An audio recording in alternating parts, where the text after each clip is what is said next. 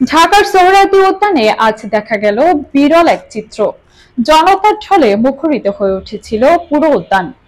অবাধ ও সুষ্ঠু নির্বাচনের দাবিতে বাংলাদেশ জামায়াতে ইসলামী আয়োজিত জাতীয় সমাবেশ ঘিরে শনিবার দুপুরে রাজধানীর এই ঐতিহাসিক স্থান পরিণত হয় জনসমুদ্রে। দেশের বিভিন্ন প্রান্ত থেকে ব্যানার ফেস্টুন হাতে হাজারো নেতাকর্মী ঢল নামান সমাবেশ স্থলে।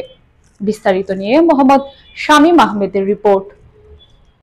জনতার ঢল আর স্লোগানের গর্জনে মুখরিত হয়ে উঠল রাজধানীর সোহরাওয়ার্দী উদ্যান।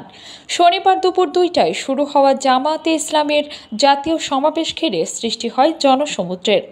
অবাধ, সুষ্ঠু, নিরপেক্ষ ও শান্তিপূর্ণ জাতীয় সংসদ নির্বাচনের লক্ষ্যে লেভেল প্লেয়িং ফিল্ড সহ ৭ দফা দাবিতে এই সমাবেশের আয়োজন করে দলটি।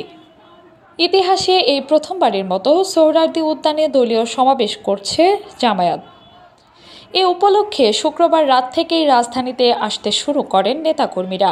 অনেকেই রাতেই সমাবেশ স্থলে অবস্থান নেন। ফজরের পরপরই পূর্ণ হয়ে যায় সোহরাওয়ার্দীর বিশাল মাঠ।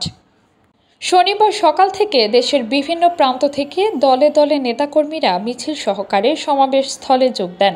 কেউ বাসে, কেউ বা ট্রেনে, কেউ বা হেঁটে। নানা পথ পেরিয়ে ঢাকায় এসে উপস্থিত হন তারা।